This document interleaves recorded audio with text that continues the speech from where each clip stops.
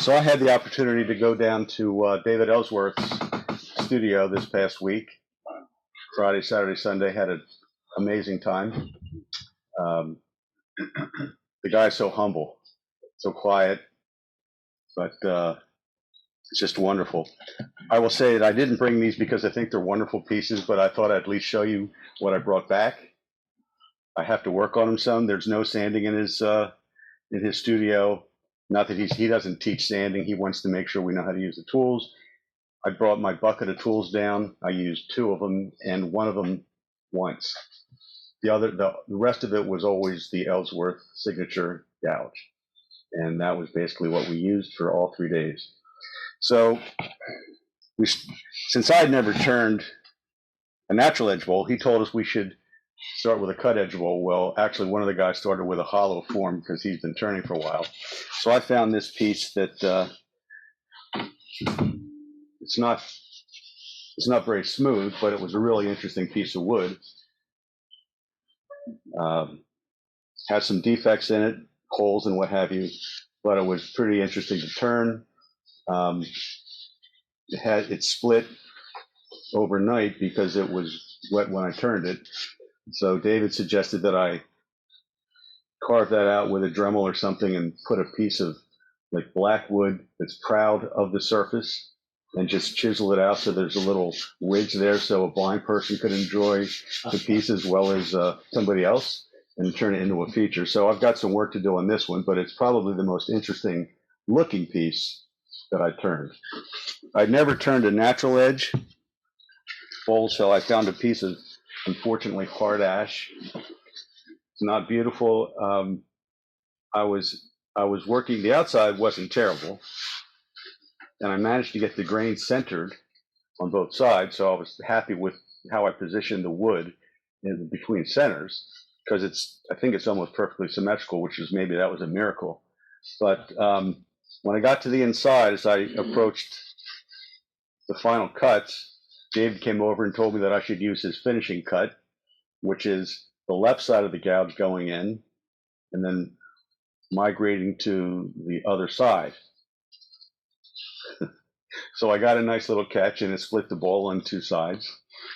And David, symmetrical split. A symmetrical split. That's exactly what David said. He said, "Well, you managed to get symmetrical grain, and you managed to get symmetrical splits." He says, "But the grain looks good. Get another piece." So, hey John, did he instruct you about how to orient the log when you first put it on? Well, he told us yes and no. There wasn't a lot of discussion about orienting it for the grain itself, although we all kind of knew that that was a goal. So I managed to do it pretty well, frankly, almost perfectly, amazingly with this one. But I turned the crap out of the inside here, right, with a catch and split it. So the next one was a piece of cherry. It was wet. I'm not in love with the shape. It looks, some people would say, like a dog bowl. But it was smoother. So, and it wasn't nearly as thin, but it was wet, so it didn't split. Then I had this weird piece that was, I don't even know why I turned it, except that it had a lot of figure in it, and I thought that it might be interesting to see what would come out of this. So I wasn't concerned about getting a normal shape. It's certainly not. I probably could have done better if I had just made it a cut edge and turned it the other direction, I think, after the fact. But that was part of the whole experience, is to experiment. I did start a couple other pieces. One of them I turned the bottom off, the tenon just a little bit too small. The only chuck that would fit it, or the jaw, was being used by somebody else. So he said, just put that to the side and get another piece. And then at the end, I had one more piece that was coming out fairly well in natural edge bowl, but we ran out of time. So I have 2 blanks that I started that I'm going to finish. And at some point, when I finish these, to whatever extent I finish them, I'll bring them in and show you what the final results were. But I will say, those of you that have been down there, you know what a nice experience it is. And how many were in your class? There were 4, including me.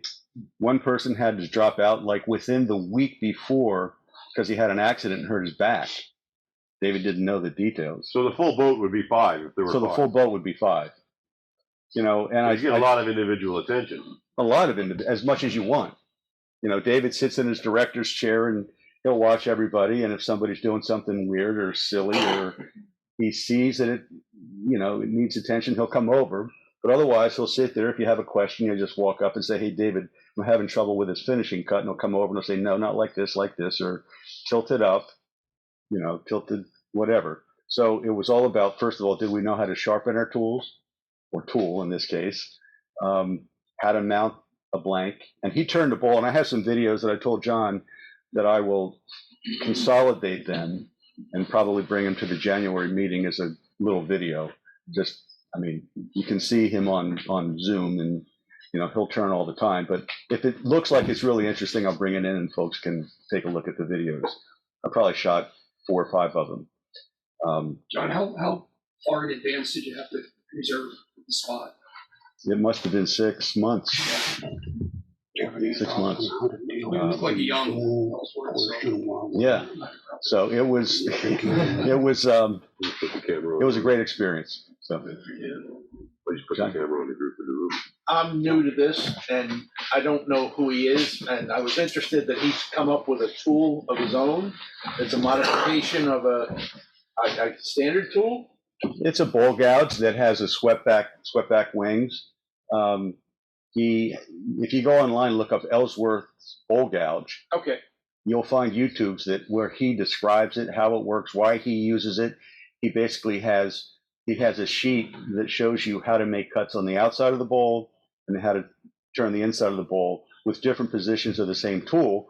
Basically, he is all about simplicity. He doesn't do anything. Well, when I say it's not sophisticated, it is sophisticated in a way. I mean, it's very difficult sometimes until you've got a lot of practice.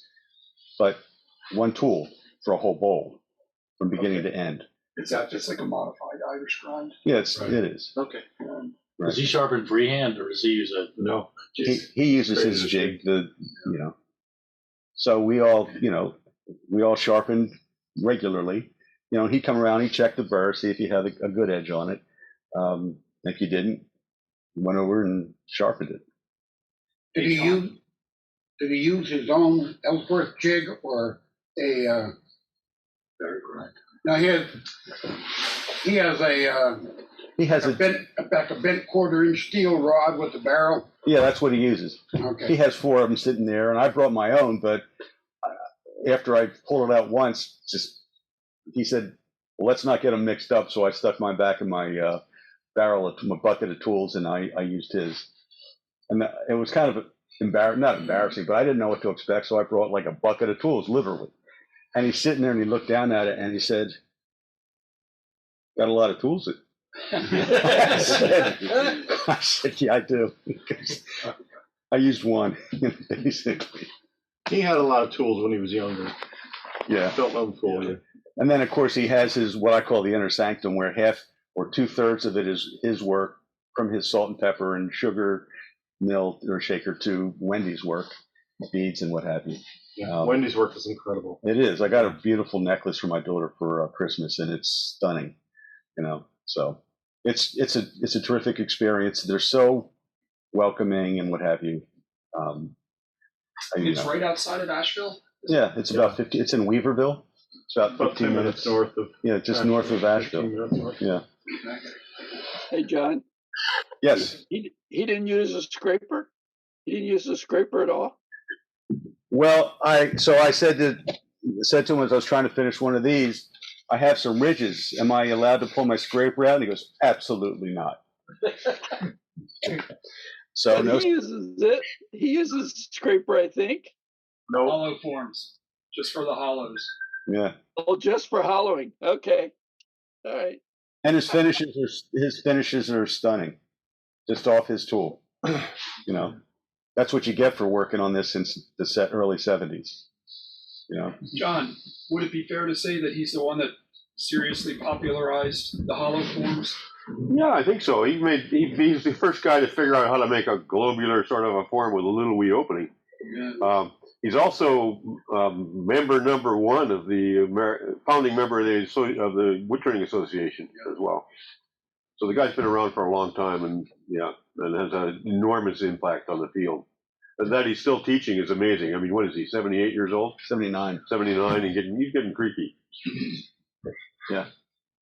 So anyhow, I just wanted to tell you folks that, Thomas, Yeah, if you can make the pilgrimage, you should make the pilgrimage. you told me months ago that if I can go down and see David, I should do so. And I'm so glad that I did. I told Wendy that they all made me feel like family. And she goes, well, it was even more so before when we served dinner. Yeah. I said, well, I thought about sleeping on your couch. She goes, believe me, people have. We've had snow and people weren't able to leave, so they just stayed overnight. They used to make you breakfast, lunch, and dinner. Yep. Yeah. And then David lunchtime- was responsible for Yeah. lunch, and Wendy would make dinner and breakfast. The lunchtime conversations were all over the place. Yeah. Sometimes it was about turning, sometimes it was about other schools, Aramont School, or what have you. Yeah. But from beginning to end, it was nothing. Did you go to Momentum when you were there? Did you go to the gallery he's in down there? Sometimes if you get back there, you should go to this gallery. It's a remarkable place. My mother-in-law lives in Waynesville, which is outside of Asheville. So David's work in this gallery is not the least impressive, but that's what this gallery's like. Yeah, It's like, it is quite a place. yeah, it's an amazing place with a wide variety of both wood and non-wood works. And that's in Asheville? It's just right downtown where all the galleries are. It's lovely. Well, next time I go down there, I'll definitely go there. Yeah. So that was it. Thank you. Yeah, great. Oh, and by the way, as the incoming vice president, whatever I'm supposed to do, John and I were talking about different options for demonstrations. And, it's not a demonstration, but one of the thoughts we had was a field trip to the Wood Art Museum in Philly. So John reached out to Albert Leacoff. Leacoff. January, he's available for a tour if anybody's interested in that. I'll get with Tom and we'll send out an email to solicit how many people are interested. Because if it's in January, we got to start making plans now. So. They have a permanent collection of about 1,500 wood turnings accumulated since the 70s. And we can get a docent tour of that, like a 1-hour tour through the mezzanine. Is that just collection. featured in the AAW? I have a suggestion. Oh. Yes? This is John Shalikian. I live outside of Philadelphia, and I've been to the center, and it's fantastic. And the suggestion is to do the trip on Sunday because there's no traffic and parking is very easy. And Sunday they don't charge, it's on-street parking. So What that's Cherry Street. Well, Third Street.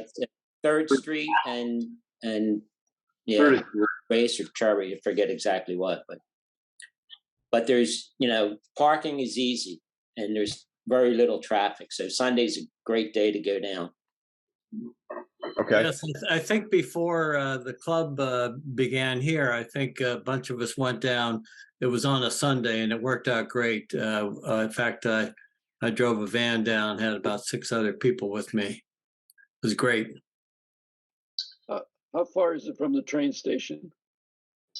Uh, No. It's not far. It's not far from the Market Street station that goes down to 2nd. It's probably 6 blocks from the L.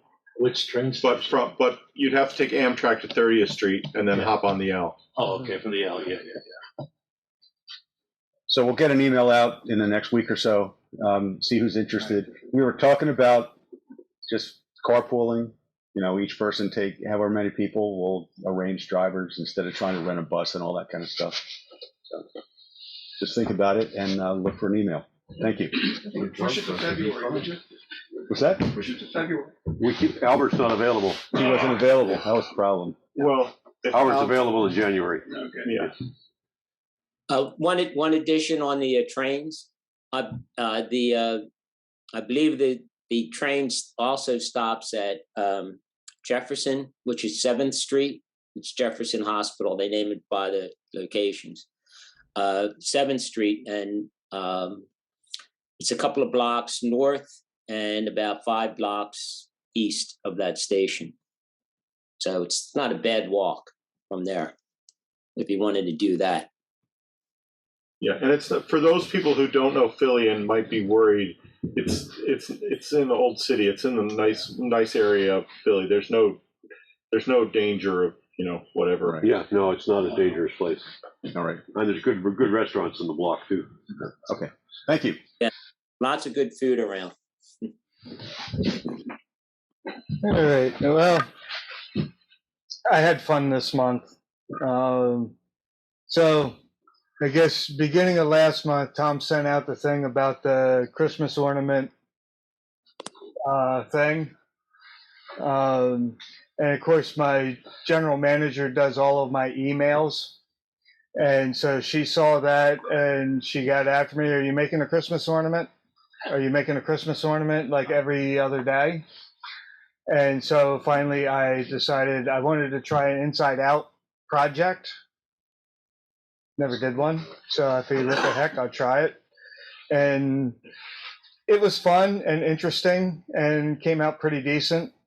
And then I decided that, well, I went and bought materials at Hobby Lobby to make a light box to take pictures, because that big resin bowl that I made that I brought last month, that the woman that I gave it to, she's never at a loss for words. But for a solid 2 minutes, all she could say was, "Oh my gosh, oh my goodness." That was it. So I went there and did that, and then when I checked out, I had saved a lot of money, so I went back into the paint section and found some color shifting paint. And I said, well, let me try that. So it came out pretty good. I'm happy with it. I dyed the inside, and the purple lines are actually grooves inside. Just, playing, having fun. And I did it mainly just to shut my manager up. So I said, here, I made you your Christmas ornament. And then she submitted it, what is it, as Woodturners or whatever it is, their Christmas ornament challenge. So she submitted it. So it's entry number 311. And the other piece I did was I had a bunch of scraps laying, some walnut and beech that was just laying there taking up space. So I cut it up and put it together and threw it on the lathe and played and had fun. The finial on the top is a piece of sapele. And then I just dyed it and used some of the Gilder's paste on it and gave it a little bit of a gold shine to it. Came out pretty cool, and I liked it, took it home, and my son says, hey, that's a chess piece. And I went to my daughter's room, and she said, so you're going to make the whole set? I said, no. I didn't realize it looked like a chess piece until they said that, but it was just... Is that like a box, the lid come off? Yeah. Yeah. How far down is the opening? It goes down into about there. So, because that's as long as a tool that was stable that I have.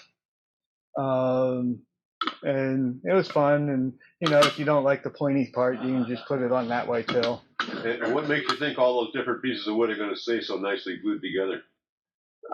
There was lots of glue. And with all of the gluing, it's one of those, I get next month I'm going to do a thing on segmented.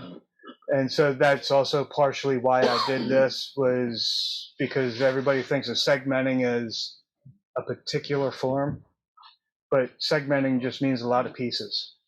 What kind of glue did you use on it? Type on 3. That's what I use for all my glues. Unless I'm gluing epoxy. Wood glue, I mean, it's like a regular wood, like Elmer's wood glue. Carpenter's glue. A carpenter's glue. Type on 3 means you can put that in the swimming pool, and it'll be, okay. it's waterproof. Okay. So. And what's the finish on it? Lacquer. Yeah. I oiled it and then lacquer. I think Danish oil. It's either Danish oil or antique oil. I don't remember which one now. I have too many different things that I play with, and well, get on it and figure it out.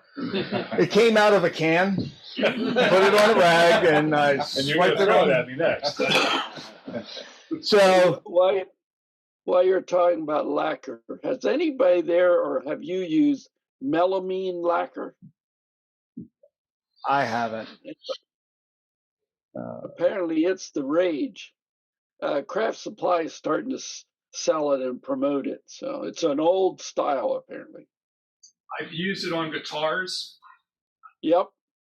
It's very, very expensive. At least 10, 12 years ago, because it's got a heavy, solid for color. It wasn't a clear, but it's used on electric guitars. It's a very hard shell. Incidentally, for those of you on Habitat Restore, I was in on Saturday. They brought in about 8 cartons of clear and satin cans, quart cans of lacquer, and they're selling them for $2 and $3 a can. And checked to see. I asked him if they had any spray, and he said he thought he did, but they would get it out on Tuesday, which is today. And if you guys have not frequented, you really ought to. I guess I know where I'm going tomorrow. Yeah. Where is this?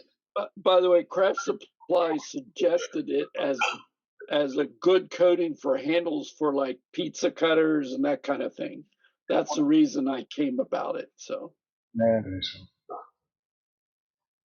So after playing with that, so I used the color shifting and then a metallic paint for the ends of it. I decided that I was going to start playing with color. So, and I had a weird piece of Sycamore.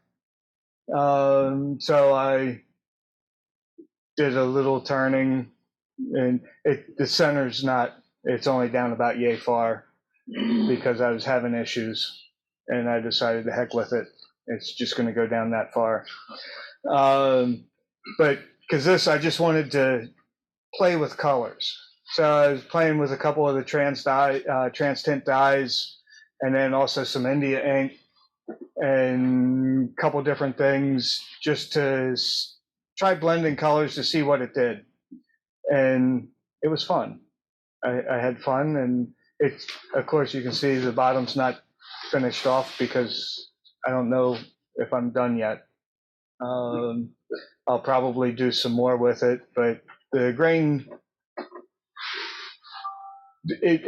I like Sycamore because the grain goes weird directions, and different dyes are picking up on the different grains. So it was just fun. This is my first attempt at trying this. I never worked on anything this small before. I'm usually making bowls this big, so it was real interesting for me because I'm not used to running at 2,500 RPM, and I used oak instead of a tighter grain wood, and that was a big mistake for making little stuff because it chips out so easily. But it turned out pretty decent regardless, and managed to give it a little light on the inside. And I tried different coatings on it. Some didn't turn out so good, and other ones turned out pretty nice. Like on this one, I just used clear on it, and actually came out nice. And this one got clumpy. Paint doesn't like cold weather, so I had wound up sanding most of the finish off of this one, and it gave them kind of like an antique finish. Other than that, that's about it. It's 3 pieces. I started out with a cube and I drill holes down through on the sides, and then I drill holes on each end in the center, and then I make up the finials and glue them in from each side. That's pretty much it's a little difficult to make as far as all the different steps, and it's time consuming, especially when you get to finishing because of all the little lumpies in there. But once you get it done, you feel pretty happy about it. Nice stuff, Jack. Yeah. Can you hold it in front of you and let the camera get a good close up? We can't see it very much up on Zoom.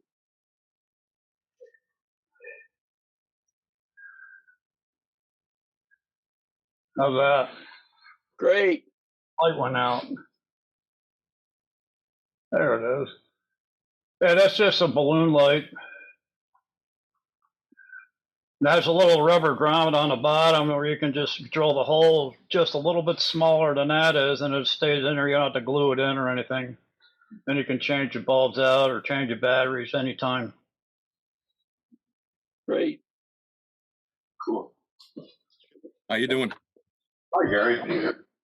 Somebody put an ad on Facebook Marketplace that they cut down an apple tree. And I only turned apple a few times, so I wanted to go get a couple of pieces. It looked like a large selection of wood, pretty big, good size. I went there the next morning, which was probably, I don't know, 10, 12 hours later, and there was only 4 or 5 pieces left. And there was a guy there, as I got pulled up, loading a few pieces in his car. So I said, I guess, what are you, a turner? And he goes, no, I'm going to burn it. I'm like, oh, okay. You know, like Jesus. But it turns out it was like all burl, all little burls around it. So I cut this burl off. It's about maybe 4 inches, I guess, this way. And I did a natural edge out of it. You know how well you can see that. But the grain is unbelievable in this thing. I guess you can't really see it that great, right? Yeah, we get a glimmer of it. That better there. Okay. Yeah, that looks good. Yeah, it's unbelievable.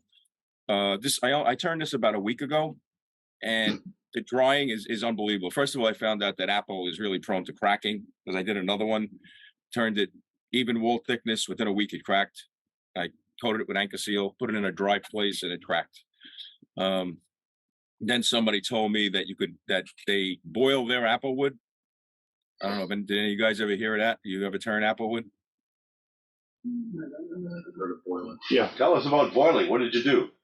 Well, I didn't do it. Somebody told me after that I turned the piece.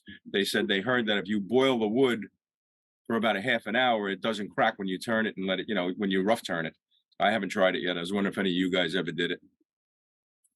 Yeah, people boiled wood, but not for a half hour. You're essentially breaking the cellulose structure and letting the internal water out, which is what prevents cracking. But usually I've heard of people boiling it, but it's like you bring a giant 55-gallon drum up to a boil and then you let it go for 24 hours. Then you come back but I've never heard of anyone doing it for a half hour.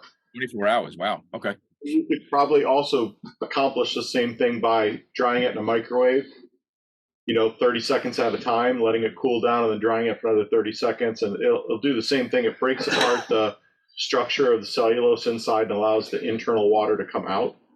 Okay. You could try that. I have a piece left. I'll probably try it. I only grabbed a few pieces. How are you dealing with that? That piece to hold together, though. It's unbelievable well, this one didn't crack. This one turned out well. But I can't believe how it dried. I mean, you can't see it on the pictures, but this is all it looks like I textured it. Yeah, you can see it. Yeah, it's really came pretty cool. Very nice. And natural edge, like I said. I thought you said you oiled it. I have oiled fresh apple, and then it slows down the dry, and then just say that again. You said you boiled it. Oiled it with. Oh, you oiled it with Danish oil. Oh yeah, well I did finish this with a. But when it was wet, oil. Right after you turn it. I did when it was wet. Yeah, I put a coat of de-wax shellac, about a pound cut, and then I put Mahoney's oil over it. If you just do the oil, it'll soak into the wood. But this one didn't crack. So yeah, no. Like I said, but this one I turned very thin. It didn't crack. The other one I rough turned and left it about 3/4 of an inch. And it cracked big time. I was surprised because usually I get pretty good success with that if I turn it evenly and I coat it with Anchor Seal and I put it in a barrel so there's no air movement and I get pretty good results, but not with this apple wood. It wasn't. I have about 50 blanks of apple in the shop currently. Almost all of them are Anchor Sealed, and 20 or so of them have cracked or checked. And they're fully sealed. The rest haven't. They're rough turn? No, they're blank. They're still blanks. It was a very large apple, and I still have good bit of it in the log form. It's going to move. Apple is very fickle. It's unreliable. But if you cut it, let it do its movement, and then go after it, you should be fine. Rough turning may, it may not. I've finished turning a couple of these pieces already, and it's only 3 months old, and they're fine. But I had a couple of them just come apart on the lathe as I was going. It's very fickle. It's a beautiful wood. It's hard as hell. Really nice, yeah. It's a great handlewood, mallet wood, but just assume that you're going to have grief whenever you work with apple. Yeah. I also did this snowman for the holidays. Smoking snowman, actually. Just put a piece of, incense in there, put this on top, and the smoke comes out of his pipe.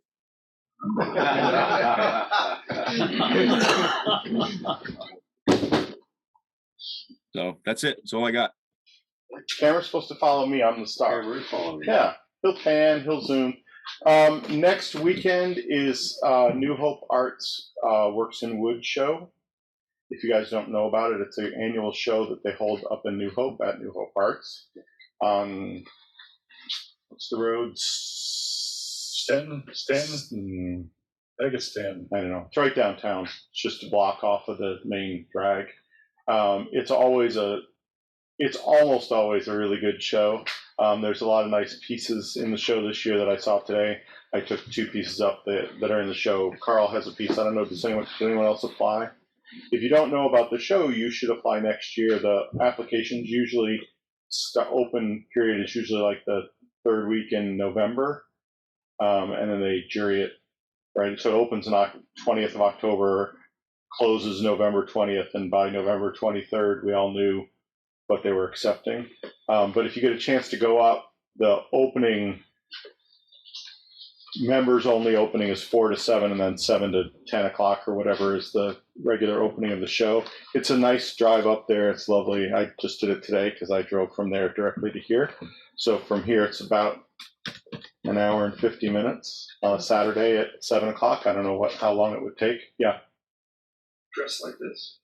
Yeah, dressed exactly like this. And I got the big hugs, and everyone said, "We love those pants." And I said, "Yes, you're my people." Turn around and look at the screen over your shoulder. Whole crowd back there. Is that what happens when you wear these pants? Not the pants, it's where you're standing. That's even worse. Oh, go back there. This is better. That was better. Yeah. All right. So I'll drop some acid before. I was going to say, we're having smoking out. Anyway, I know Michael Kays is in the show. Michael's a well-known regional and national woodturner. I don't know who else is in because I didn't really pay attention to the. There's 58 tribe list exhibitors, and there's probably 15 well-known, 7 or 8 nationally known. Yeah.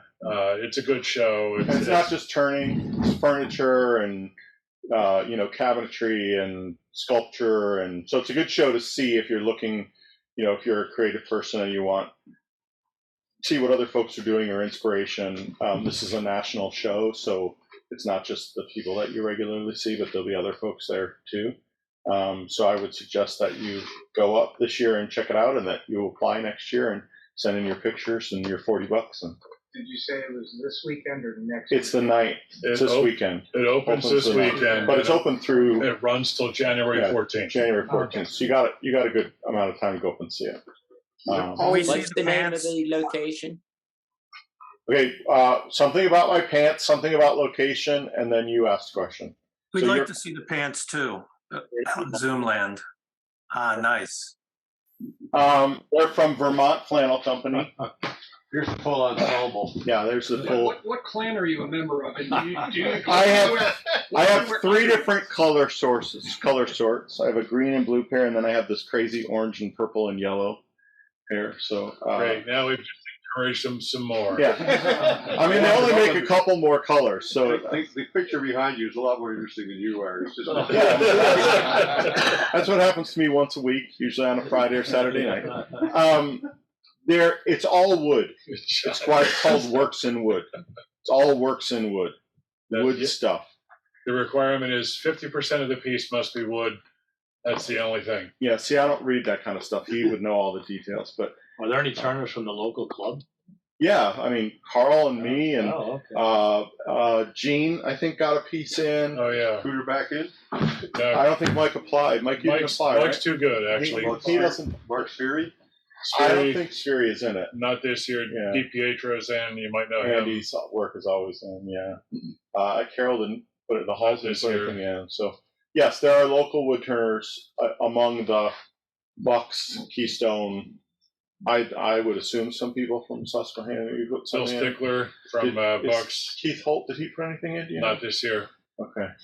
Yeah. So it's in New Hope, Pennsylvania. Location, New Hope. The location is the New Hope Art Center, and it's right downtown. It's like a block, 2 blocks off of the main road, but right in the center, right across from the train station, literally. Any Nakashima in there? No, no. First, he's dead, so he can't apply anymore. I don't think her work is in the show. It's not. It's a national show, but it's not for. There's usually some furniture in it. Yeah. But her stuff would be, because her dad would be priced out. That was the second thing I wanted to tell. I'm friends with the executive director of Nakashima. He actually used to be a student of mine. So if we ever wanted to put a group trip together up there, he would do a executive director tour for us.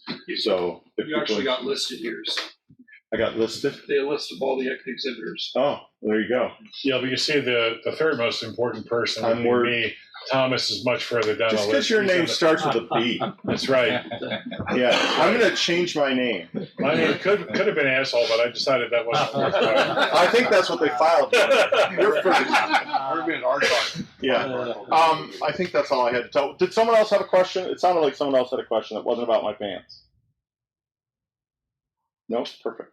All right. Thank you.